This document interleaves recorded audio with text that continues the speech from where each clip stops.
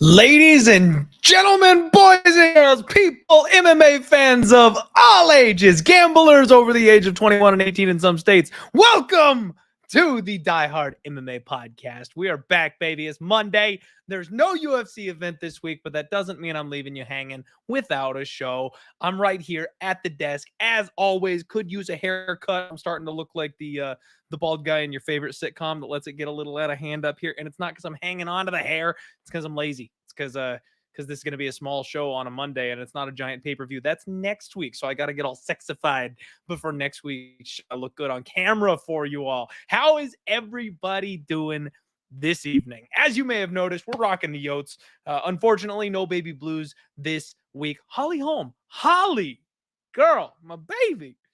I talked to her up so much. 20-1 on the sub prop. It was there. It was so close. She has like 12 minutes of straight top control, and the arms are just at any point in time she could have taken an arm home and snapped it off. But no, Holly's just gonna ride out top control the way she does. Would have absolutely just destroyed everything, made my night. Would have been a pile back the dump truck up type of spot. It's those little bounces. You got to catch the good little bounces sometimes. We didn't catch the good little bounce. And then Manel Cop got pulled. Obviously not, 1000% that he was going to win the fight. But I kind of think he was going to win the fight by finish. But we'll see we'll see. Hopefully I don't think they're going to rebook it. Frankly, I think Perez probably lost his job pulling out of yet another fight, but we'll find out. Hopefully he's okay. My immediate knee-jerk reaction was to mock him because he can't make it to the cage ever. But then, of course, I found out that it's because he had a seizure. So now I'm just like, well, shit. Like, I hope he's okay. That's not great. So how's everybody doing in the chat? We got Dream in the house. First one up. How's it going? Bufo on the beat, the grateful dude. Thank you, my friend, for the congratulations. We did update a Die Hard MMA podcast record for everybody. As you know, open, honest, transparent. I am always going to tell you exactly what I'm betting. This is not financial advice. You can do whatever the hell you want with your money. I'm telling you what I am betting on, and then I'm going to tell you how well I do, win, lose, or draw. And so far, in the year of our Lord 2023, we are up 24.75 units with 49 wins, 72 losses, and a betting average line of plus 269, which accommodates for that less wins than losses ratio. People always get their panties up in a bunch and bent out of shape about that. They're like, you lose more bets than you win. How could you possibly be positive? It's because I bet plus 250s and plus 300s all the fucking time. That's how I'm positive over that rate. That's how it works. That's how the system works. So we're doing good. We're on our boat. We're on the train to profitability, and we are 2 units away, folks. 2 units. Most of you all know. Last year, worst gambling year ever of all time. And I didn't run. I didn't hide. I posted my results at the end of every single week. The awful, terrible results that still have me waking up in, sweats in the middle of the night sometimes because of how embarrassing it was. Yeah, that whole year, minus 70 units. We were just 2 units away from overall podcast profitability. And I never thought I'd be in a position where I was struggling so hard just to get my record to profitable. But that's where we are. We're going to have to deal with it. My goal for 2023 was to bank at least 27 units. That way, at the end of this year, I could say since the podcast inception in 2019, we're positive. We're up. It doesn't matter how much. we're up. And we're already sitting up a very comfortable 24 units. So I tweeted this out earlier. I have one singular goal in mind right now, and that's not to fuck this up. So we're this close, and I just want to maintain that profitability for a little bit. So not gonna play scared, not gonna change my style. You guys know me. You end up fumbling the bag and losing and missing easy opportunities if you're playing scared. We can't be doing that shit, so don't worry about it. It's not like I'm gonna turtle up and play big chalky price tags or anything like that, trying to conserve that record or play less as we go through the year. Nothing like that. Don't you worry. Don't you worry. All right, Nolan, what's going on? Thank you for coming to hang out. Bufo saying he's tailing the NHL goal scores. Let's go. Nothing yet so far for the first game of the night, but everybody, if you're not tailing the DGen NHL action, I've been on freaking fire on NHL it's been like 3 weeks now. It's been frankly, it's been incredible. My bankroll has never been healthier because I'm crushing NHL at the moment. Anders Lee, if anybody is needing a little bit of something, Anders Lee in the Islanders game tonight, plus 200 is going to be your goal prop. Evan Hitton trained by sub. What a beautiful call. Shout out. And we got to shout out Danny Lags, my guy, friend of the show, Club and Sub podcast. He had the round 2 by sub. That's everybody that was on Nate the Train. Gorgeous work. What's up, Air Dog in the house? Josh Benedict also hitting the exact same sub prop. Look at you guys go. Look at you. And thank you for the call on Duraev. Shout out. Hell yeah. Took me all week to get to those 2 underdogs I ended up playing, man. On Friday night, I sat there and I was just like, you got to find your balls, buddy. And I did. And they both cashed. So that felt real damn good. Go ahead. I cannot believe that Pineda won that fight. I mean, I can believe it. He came in yoked out of his mind. Like I said, he got his best doctor, called him up and was like, yo, last fight on my UFC contract, I'm going to need the good stuff. And he looked like he was on the good stuff. So very unfortunate to lose that parlay. But frankly, I'd have been catching shit if he had won, because the Macy Barber decision, that was a robbery. That was not an outcome that I agreed with, and I had the parlay anchored on Macy Barber. So like, I thought she was going to win the fight. I didn't think she was going to win it by highly questionable split decision, although this is her second time doing that, so I guess we should just kind of expect it from now on. Glenbot, Drew in the house, my boys, what's going on, guys? Thank you very much for hanging out. Josh shouting out Timberwolves +7 tonight. Hey, I don't have shit in the NBA, so if anybody's looking for some action, there you go. All right, folks, tonight's a no-show. Like, it's just me. It's just us. We're chilling around the campfire. We can talk about whatever you guys want to talk about. We're going to have a short, compact show. I have not done my due diligence in either Bellator or PFL. So if you want to just like run over those cards real quick, we can kind of look at them and do like off the top of the head type of stuff. But I don't have any betting action to report so far. You guys know me. I can't go a whole week without being a degenerate. So I, of course, will end up looking at those organizations. I will end up looking at those lines, and I'm sure I'll end up with a bet or two by the end of the week. But at this point, I don't have anything solid to report for you because I just haven't done my homework. I took the weekend off, took the family to the Renaissance Festival out here. We were out in the sun, watched some people jousting, had myself a turkey leg. It was a good weekend. It was a nice little mental vacation to get away and not have to spend hours and hours on Sunday crunching to bring you guys a show. So I'm just going to do what I can to be entertaining and hang out with those of you diehards that chose to hang out with me today on your Monday night, even though there's no fights to talk about. Let's see here. Bufo saying, real quick, what made you take the poke at Usman today? You know what, Bufo? Real quick, thank you for shouting that out because I did want to go ahead and talk about that.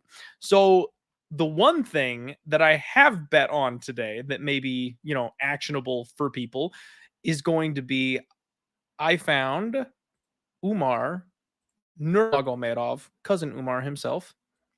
Let me get this pulled up here real quick for you guys. Here we go. Cousin Umar, baby. Cousin Umar to be bantamweight champion by the end of the year. I went ahead and pulled the trigger on this bad boy. I had been looking. Now, it's funny. Bufo, the reason that I found this bet was because I wanted to take a victory lap. So you guys know I sprinkled on Marvin Vettori to be the champion at 185 at like 50 to 1.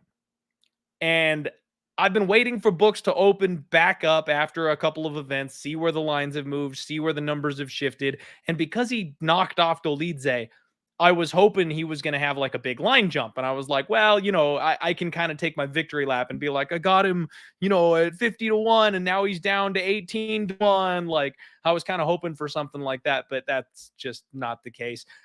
They apparently still don't think Marvin Vettori is going to get a title shot this year because he's at 40 to 1. So, I mean, when we're talking long shots, 50 to 1, 40 to 1, it's not big enough for me to take a victory lap on Twitter about.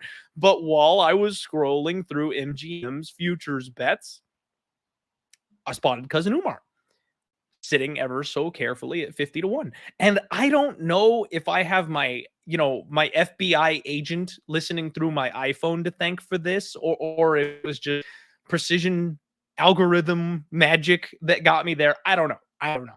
But I saw on Twitter that Umar announced he was offered Merab, and Merab turned it down due to injury, I guess, which we just saw him get called out by Corey Sandhagen, which I love that fight, by the way. I love that fight. I hope they make Sandhagen versus Merab. But Dana White's well on record saying that if you sit out, waiting for your buddy or whatever, you can miss opportunities. And it almost seems like Dana White wants to make an example out of Merab because he won't, step up and fight Aljo, who's his teammate, which is stupid. Dana White just being an idiot at this stage of his career, frankly.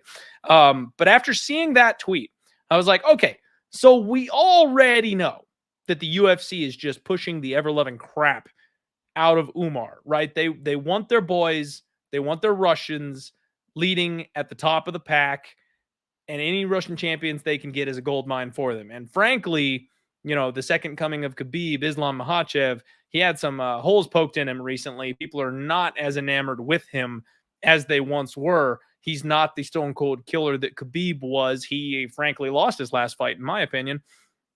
So, they're looking for the next Russian. They're looking for the next option.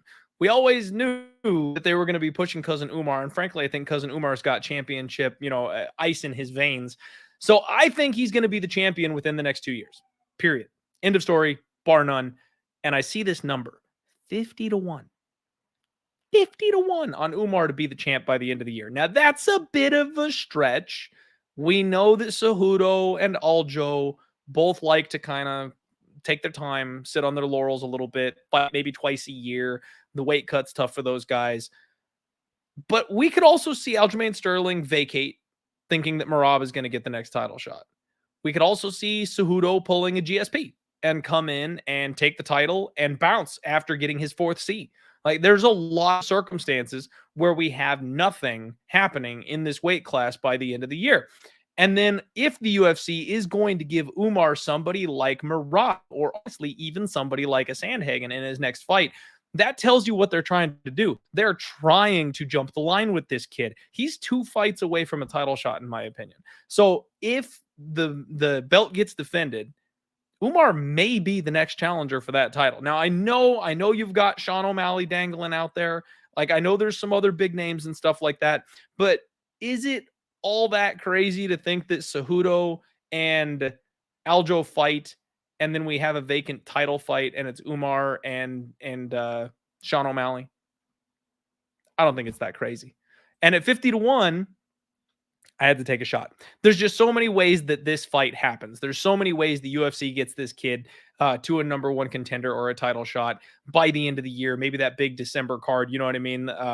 So we'll see. We'll see. And the plan, by the way, is if this half unit shot at 50 to 1, which by the way would be a 25 unit profit, wouldn't that just be gorgeous to end the year? If this thing does not come through, Umar's getting the belt next year, folks. I'm going to make a bigger bet on him to be the champion next year. End of story.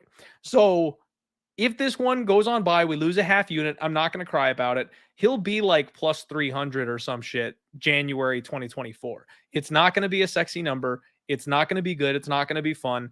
but it's also something in my mind that is damn near inevitable. And I will be happy to put a larger bet on it at that point in time. But at 50 to 1, I had to.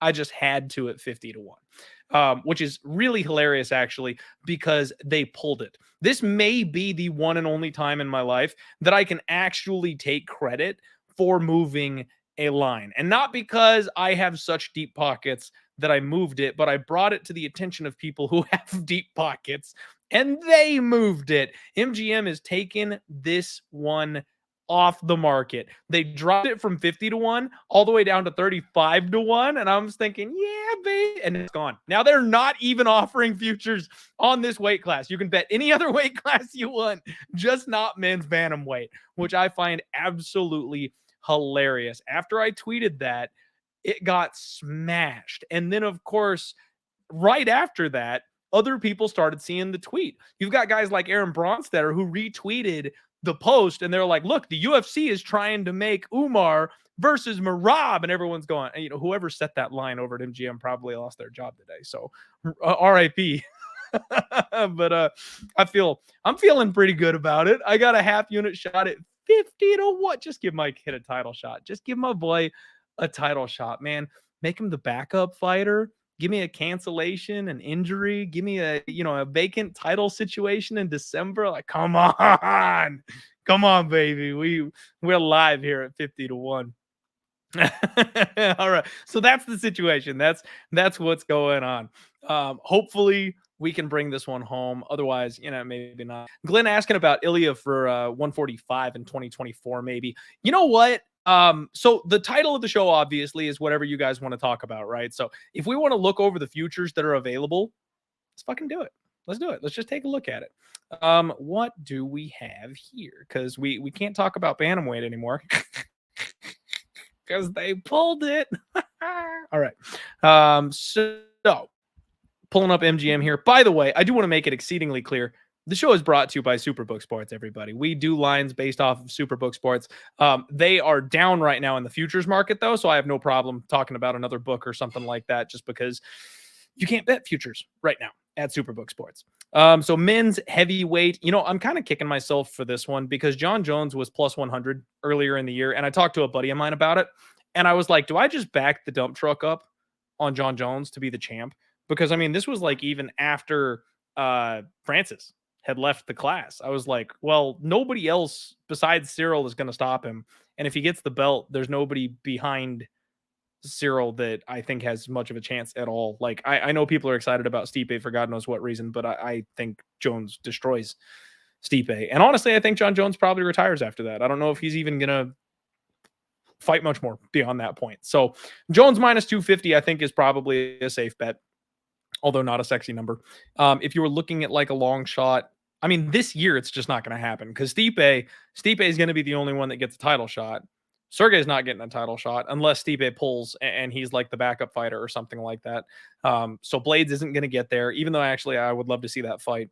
Spivak, I would like to see that fight. Jailton, these guys are just not getting there. You know what I mean? And I love my guy Volkov. He has no chance against John Jones.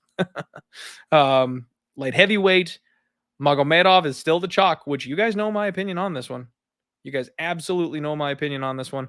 My guy Jamal Hill is being disrespected here at plus 275. But I don't like the number because Jamal Hill is going to be a relatively active champion. He's the right age for it. He wants to take on all comers. So him and Jiri are going to duke it out in the next fight. Do we even get another title fight by the end of the year? Probably. So you're getting plus 250, plus 275 for a coin flip on these guys. I guess I don't mind it, but then they're going to face probably Ankalaev or Blachowicz before the end of the year. So you're going to have to, fight through another one. And these are all going to be pick 'em type of lines. I just don't think there's value to tie up your money here at these numbers. I would take Jamal Hill as the current champion to just be able to defend and hang on to his belt personally. I think Magomed at plus 100 is stupid. Nikita Krylov at 20 to 1 is maybe the only one that would be even close to interesting, but I don't think he ever even enters the circle here. You know what? Juan saying Poton to be the light heavyweight champion. And that is interesting, but I don't think they're even offering it. Because if he goes up and looks for champ status, he's big. He's a big dude. Yeah, see, they're not even giving us the chance on that one. Yeah, I wouldn't mind that look at all if you found a book that offered it. That would be something you could take a flyer on. But here we go at middleweight, Adesanya Pereira. It's kind of set up the same thing as the betting line, right? Adesanya is the slight favorite here. Pereira at plus 200. That's better than his money line is for that fight. And do we think he's either fighting again by the end of the year or losing to anybody by the end of the year? I would say yes, and only if that's Marvin Vettori. I got Marvin at 50 to 1 in my pocket, just a little baby sprinkle because I think the wrestling is still going to be a problem for Pereira. But Whitaker probably gets the shot before him. Again, you'd need some mix and match magic, some type of pull out or injury situation, scheduling conflicts. Hamzat, we still don't really know what's going on with him. Welterweight, middleweight, I'm not sure. But plus 250 is probably too low for me to be interested because he's been inactive recently and we're not sure what weight class he's coming back at. We're not sure who he's going to fight. I don't think. Maybe they just announced a Hamzat fight. I can't remember. Bo Nickel at 15 to 1 is dumb. Obviously, the kid's striking. He needs more time. He's not going to get there this year. I'd be interested in Bo Nickel in a year or two, just not right now. And then Brendan Allen is actually interesting. He's been on an absolute steamer lately, and he probably does get 2 more fights by the end of the year. But I also don't see him becoming champion personally. All right. Welterweight. We're working our way there, guys. Don't worry. We'll get there. I see the call outs for, the Arnold Allen question and stuff. We'll get there. Welterweight, once again, you've got the current seeded champion, the underdog, and I think that's disrespectful. Hamzat at plus 175. Again, it makes sense. I could see him just mauling Leon, but in a 5-round fight with cardio where we've seen Hamzat slow down after 15, are we sure plus 175 is a good number? I don't know that we're certain that's a good number. So I wouldn't risk my money on that one. I wouldn't tie my money up for that one. The hype is starting to catch up to Hamzat. I think he's real. I do. But I don't think this is a good number. And then Colby, if you want to say, honestly, if Colby gets by Leon Edwards and he's favored to get by Leon Edwards, he is not fighting Hamzat by the end of the year. He is absolutely not going to fight Hamzat by the end of the year. Colby will duck and run and keep that belt as long as humanly possible. So plus 225 on Colby is probably value because he's only fighting one more time in 2023. Colby is another one of these inactive type of champs. He'll get the belt. He'll parade it around. He'll take 4, 5, 6 months off, and we're not going to see him again for the rest of the year. So, Colby might actually not be so bad. I love my guy Gilbert Burns. I don't think he gets there. Shavkat at 8 to 1 is interesting, but again, that's kind of predicated on Hamzat not being the guy in the weight class. Because if Hamzat is sticking around at 170, he's going to get the shot first. If Hamzat moves up to 185, now we're potentially talking because Shavkat might squeeze in there by the end of the year. But again, I do also think that comes down to, is it Leon or is it Colby? Because if Leon keeps the belt, then maybe we do see another fight by the end of the year. If it's Colby, he's not fighting Shavkat in 2023. I just don't see it happening. And I would say Bilal is value at 10 to 1, but we know the UFC is just never going to give that man a title shot. I feel bad because I love Bilal, but it's just not going to happen. Jack Dell is another one of those ones where I'll kind of bookmark for next year. I'd be very interested in tossing, some biscuits on Jack Dell and Madalena to take the belt in a year or so. He's just not going to have time to get there. By the end of this year, I wouldn't think. Again, unless, there could be some shuffling. We're only 3 months into the year, 4 months into the year. So there's still time. A lot of things can change. But I think the chalk kind of rolls. And frankly, at 170, guys, I don't think you want to tie up your futures money at 170 because of how long it takes some of those guys to fight. Because of the politics, because of the games, they're really going to just sit on their belts if they get them. And then Johnny also mentioning Masvidal here. I love you, buddy. Masvidal is never touching gold. I'm sorry. Masvidal is never going to be a champion in the UFC. He's just not that good in the first place, and he's old.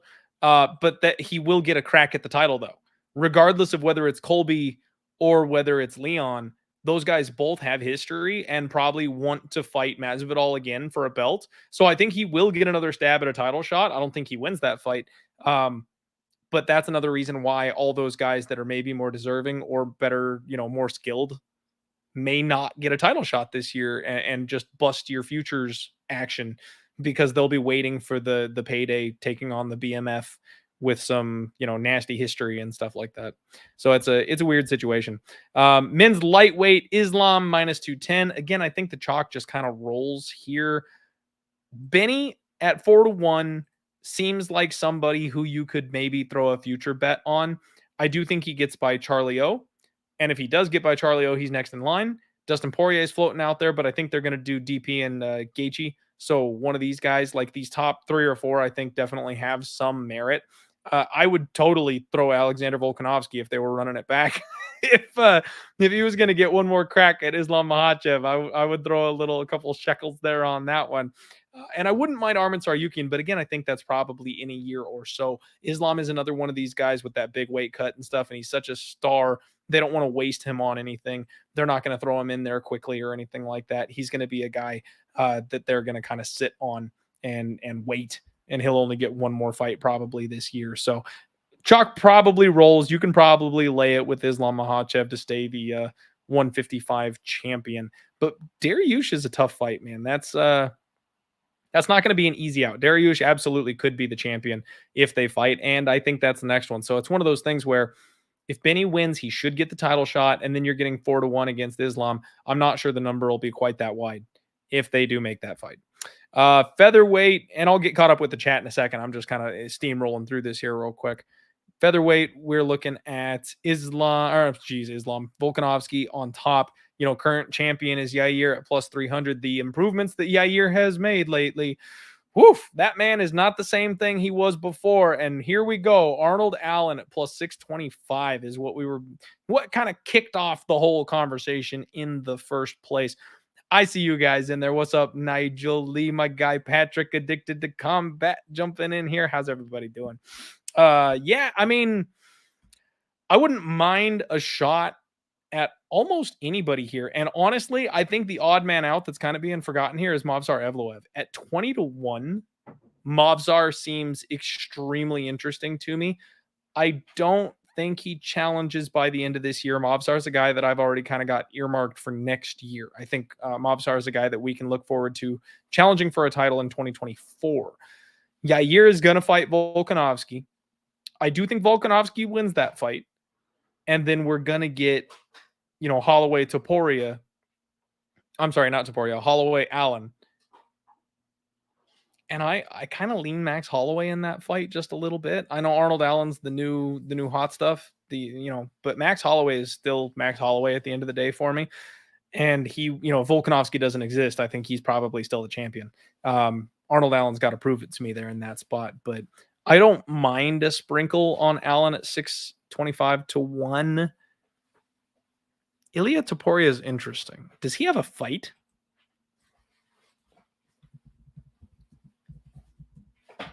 Let me see. Because I don't even know if Ilia Topuria is booked right now. He's definitely getting up to the close. He took out Bryce Mitchell, which that really, his hype was already cemented. But that fight let everybody know that he was real, finishing Thug Nasty. So, yeah, I mean, maybe Ilia Topuria is not a bad bet at 7-1. Maybe he's not a bad bet at 7-1. I don't know that he might have to fight one more time, though. It's interesting that one is saying he was offered T-City and Emmett. Okay. So, I mean, if he was offered those guys, that shows you what the UFC is looking to do with this kid to begin with. His next fight might be for the title, frankly. If he's not booked right now and they've got to wait for Holloway and Allen to sort itself out, he might just get the next crack at it at that point, because I don't know if there's anybody else at the top of the weight class that he should bother fighting. Like, Emmett just lost. That doesn't do anything for him at all. Holloway, Allen are booked. Yair, Volkanovski are booked. Evloev is the only guy out there who isn't booked, and that's the fight because those guys have history. That's the fight. They need to make that fight. I'm just not sure it happens yet. They might be trying to hang on and save that one for an actual title fight because of the bad blood and all that stuff. I don't mind it. Yeah, there's my guy. Real Deal Prime Wrestling Rules. I knew that was coming. My guy. Yeah, no Chase Hooper for the sprinkle. Hey, the Chase Hooper Memorial t-shirt stays on during sex. My wife hates it at this point, but it's a must. It's a thing. All right, Brandon Moreno, Pantoja, Nicolau, Albazi. Man, you guys know I love my boy Brandon Moreno. The only one I'd be interested here, I think, is Albazi at 10-1. Flyweight, I just, Makayev would be interesting, except he blew his knee out. So he's not coming back. Albazi's fighting Kai Kara France. I think he wins that fight. So Albazi's coming. It's a matter of how the rest of this shakes out. Because Moreno is going to fight Pantoja. That's a tight fight. That's so close. I am rooting my ass off for my boy Brandon Moreno, but Pantoja is nasty and dangerous. That's going to be a hell of a fight. And then Nicolau has kind of earned it. I'd be very surprised if Albazi jumped him. I think Nicolau might be closer in line, except for the Kai Kara France fight. Like, if Nicolau doesn't get a fight between now and then, and Albazi gets by Kai Kara France, especially if it's impressive, he's probably next in line. I actually think Albazi at 10-1 might not be a bad future bet, frankly. Haven't made it yet, though. Women's bantamweight. This one's intriguing, except that it's Amanda Nunes at minus 350. I would have said run it back with Juliana Pena, but they're not doing that trilogy fight. Nunes wants absolutely nothing to do with it. Irina Aldana, I think, is the one who's going to get the next title shot, which I don't know, guys. This is where you get into tinfoil hat territory with all the Mexico love going on right now, with how big of a market Mexico is and how much of a push it's getting. And if Irina Aldana gets a crack at the belt plus 750, I mean, that's probably a better number than you're going to get betting on her straight. I don't know. I think much like Shevchenko, Nunes time is coming. Anderson Silva, it's going to happen. Eventually, all these legends get caught up with by Father Time, and I think it's coming. Whether it's Irene Aldana or not, I'm not sure. Shevchenko is the chalk at women's flyweight, and somehow I think that's just wrong. Again, Grasso, the champion underdog, I think what they're saying is that, Shevchenko made a mistake. Grasso capitalized on it. It was a good game plan. It's not that she was the better fighter. So when they run it back, Shevchenko should get her belt back. But for me personally, I think more often than not, that's just not how fighting works. And we've seen it time and time again, right? We talked about it on the Usman-Leon Edwards fight. Champions who lose their belt just don't get them back. It's like 3-12 now, I think, since Leon defended. Champions just don't come back and win their belt again. It's not a thing. Usually they fall off the mountain because of age, because of injuries. The division caught up with them. I think Grasso probably defends her title against Shevchenko. And then it's a question of, does she fight Blanchfield by the end of the year? Because Blanchfield's next. We know that. If you want to take the plus 350 on Blanchfield, I don't hate it, because I think Blanchfield is probably just a better grappling version of Shevchenko at this point in time. She probably can stay safe from Grasso's submissions and outwork her on the mat the way we kind of thought Shevchenko would be able to. But I mean, realistically, don't question Alexa Grasso at this point. The queen has gold. I don't want to question her whatsoever. Talia Santos at 30-1 is interesting, because she was the one that kind of exposed Shevchenko in the first place. But I really don't think she's going to get a shot before Blanchfield. Blanchfield's got absolutely all the hype right now. Maybe Jillian Robertson at 80-1 for a simp bet. Can you guys imagine? Could you imagine the outcry on Twitter if I posted Jillian Robertson at 80-1 to be the women's flyweight champion by the end of the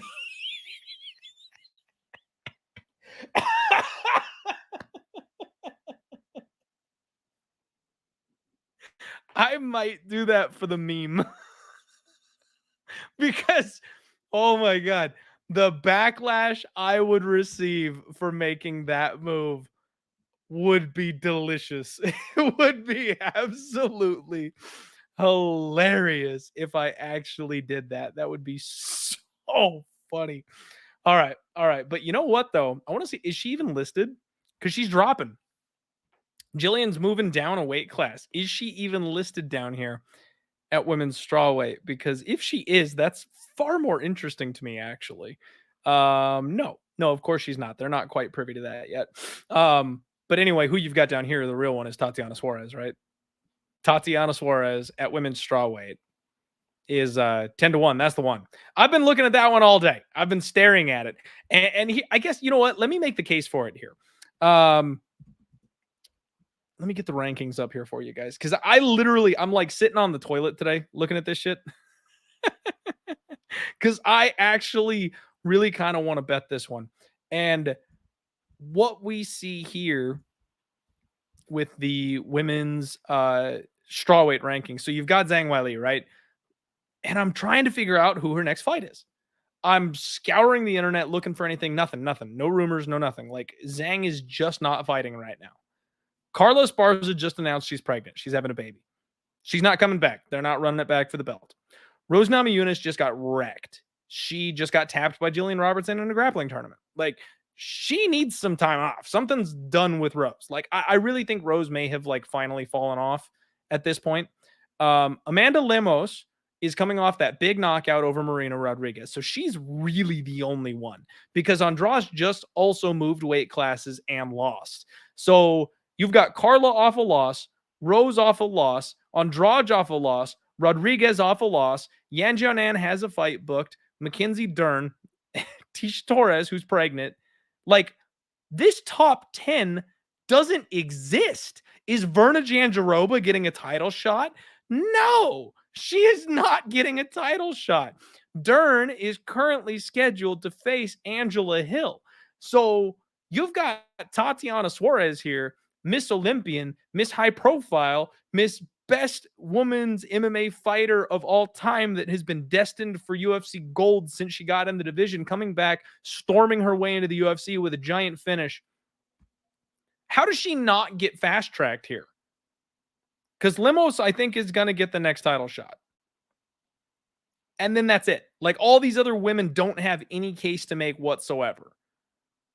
But Tatiana's got the hype. So, yes, Yan Jianan might be closer to the title than her. You might be able to argue that Yan Jianan could get a title shot before her. But she's not wowing anybody. She's not blowing anybody's hair back. So, I kind of think that that's the move, right? Like, I just don't. The big thing for me is that I do not know when she's going to fight next. And it all comes down to who she's fighting next.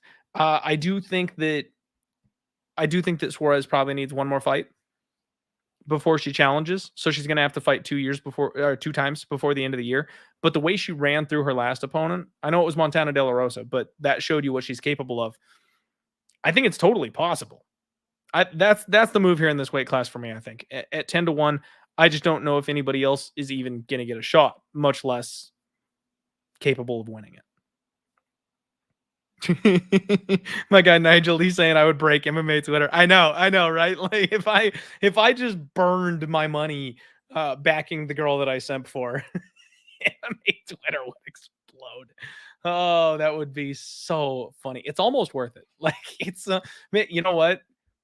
Never mind. I was going to say, maybe I just won't bet it. Like, maybe for the first time in my life, I'll tweet something I'm not actually betting. But then I'm like, you know, if she somehow ends up like a late replacement or some shit and I didn't actually have the money on it, like, I would self-harm. You'd have to call the suicide prevention hotline for me because that would be an issue.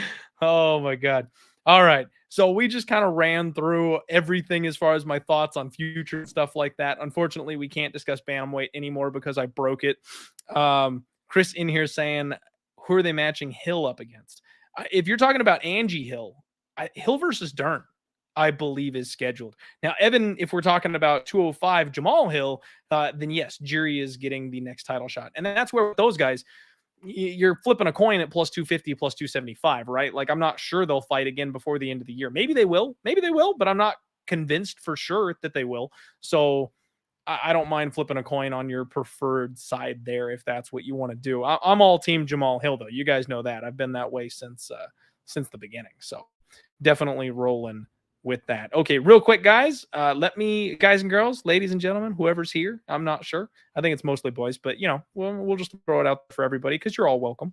I'm going to run through the sponsors here real quick, and then we can talk about whatever you guys want and wrap the show up. Real quick, Spectation Sports, promo code Die Hard if you guys want to get in here. Great for regional scene tape and footage They've been putting on some awesome shows lately. And then we just got through a big a big run of awesome cards. Next month, we've got Showcase MMA and Aries FC returns. You'll love to see Aries FC. That's where guys like Trevor Peak came from. So definitely a good organization to keep an eye on. You get a discount, 25% off. Promo code DIEHARD if you want to sign up. Pub Sports Radio, baby. Make sure you check out the website for Pub Sports Radio because we're doing free contests and giveaways. My bracket got absolutely destroyed like everybody else's. Unfortunately, I'm getting killed over there. But the weekly free UFC contests, you pick your method, pick your fighter, pick your round, and there's cash prizes every single week, free on entry. Make sure you sign up. No House Advantage. If you guys like stuff like Prize Picks where you can do props, overs, unders on takedowns, things of that nature, No House Advantage. We've got a 100% bonus for your initial deposit match if you use promo code DIEHARD when you sign up. And I will do a better job of tweeting the plays that I like for those. I put some NHL ones out like 2 weeks ago and I swept the board on it. And for God knows what reason, I haven't posted them again since. So that's my bad. But check out No House Advantage, especially if you like props and player props, stuff like that. It's just one more out for you to go ahead and have another money-making option. Last, but certainly not least, Sharp app.